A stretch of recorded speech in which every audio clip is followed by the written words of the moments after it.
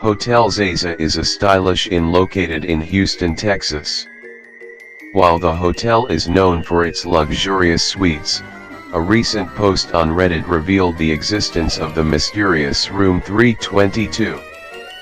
This room it is not advertised on the hotel's website and, in short, is the definition of creepy. Here are pics of the room, each of which kind of raises concerns about what actually happens there.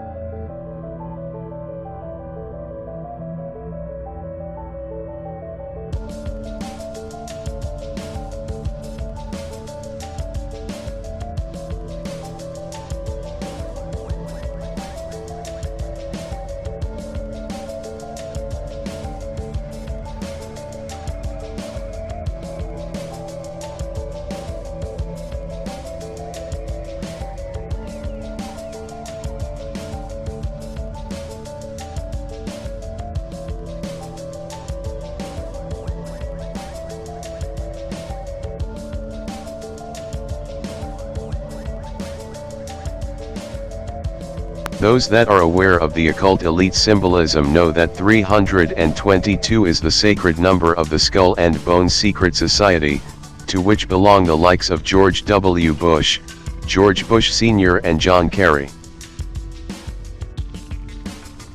Apparently, hotel staff do not want everyday visitors to stay in that room. Is this room called Hard Times because it is used for occult elite trauma-inducing rituals? Cannot say for sure, but this is definitely a sinister sight.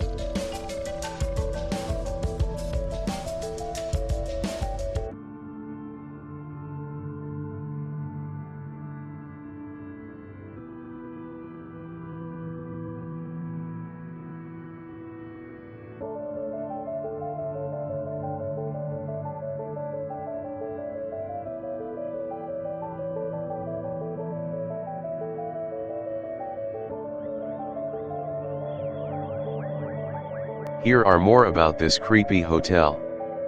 A Redditor by the name Joe Likes Music posted to r/Houston about a business trip to Houston him and some colleagues made. The group of colleagues checked into an upscale hotel called Zaza, and everyone was assigned to a normal room except for one of his colleagues, who found himself in a creepy room that was much smaller than the rest and felt like a dungeon, otherwise known as room 322. It was 1/3 the size of the other rooms, with brick walls, a cement floor, chains attached to the bed and holding it up against the wall, pictures of distorted figures, and paintings of skulls on the wall, a large mirror right next to the bed, and most interesting of all of the art/decor, if you want to call it that, a small portrait of a smiling old man in a suit above the doorway looking over the room.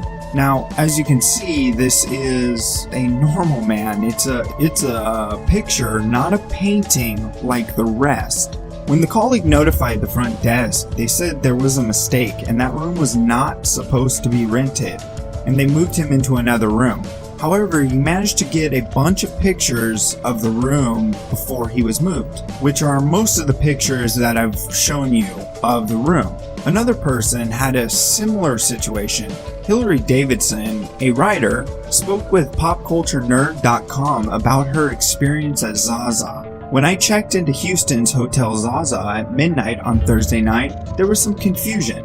My room was a themed room known as the Hard Times Room. A few minutes after I got there, the front desk called up and said they had to move me. The people at the front desk were deeply upset at the thought of me being stuck in that room. I told them I was a crime writer, but they insisted on moving me to a more swanky room. The story gets even weirder. Joe was asked by an anonymous user to delete the thread about the room. He was offered $1,000 to remove the thread from the public. The request was posted as stated. In exchange for a sum of $1,000 wired to an account of your choice, please delete your submission / respond no further inquiries regarding the hotel matter. Payment shall be made in 15 days if the request is honored. Thank you. Joe obviously declined the offer as the thread still exists to this day. Joe also got in touch with the Houston Chronicle, who reached out to the hotel and got a statement from a spokesperson saying it's a theme room called Hard Times for guests who want a playful spin on a jail experience. But having just seen the images, does this look like a jail cell? Now, Hotel Zaza does have a list of theme rooms for rent on its website. However, currently the Hard Times themed room isn't listed and was not listed at the time of the article by the Houston Chronicle. According to another Redditor, within days of the original story breaking, the hidden room suddenly appeared on their website as a room that could be rented. However, once the publicity around this whole event and room disappeared, it was gone from the website yet again. Was this an attempt to make it seem like there was nothing weird about this room, or were they just trying to cash in on the publicity? I personally think they were doing a bit of both, as their original explanation of it being part of the theme rooms, not having it up on their website, how does that make any kind of sense? If this room was part of your themed rooms, why wouldn't you have it up on your website at the time of this person's Reddit post and then only post it online for a short amount of time? A room sitting empty is wasted money. So why would you waste a whole room and then start moving people out once they are actually booked into that room? Doesn't make much sense. As you could see, the paintings and decor was weird and creepy, but one thing that really stood out, the portrait of the old man in the suit. This was later determined to be Jay Camo, a former executive with Stanford Financial Group, a Houston company which was shut down by the feds in 2009 for running a $7 billion Ponzi scheme. This begs the question, why use a picture of Jay Camo as decor in your hotel? Now, some speculation has been made that there are ties between Camo and Benji Holmesy, the hotel president. Apparently, they were in the same fraternity at different points, which has ties to the infamous Yale Skull and Bones Society. There's been lots of speculation about the room and its purposes, including that the mirror is a two-way mirror, that the room is tied to the Skull and Bones Society, being that 322 is an important number for the society as it is actually part of their logo, or that it even was a secret meeting room for the Illuminati.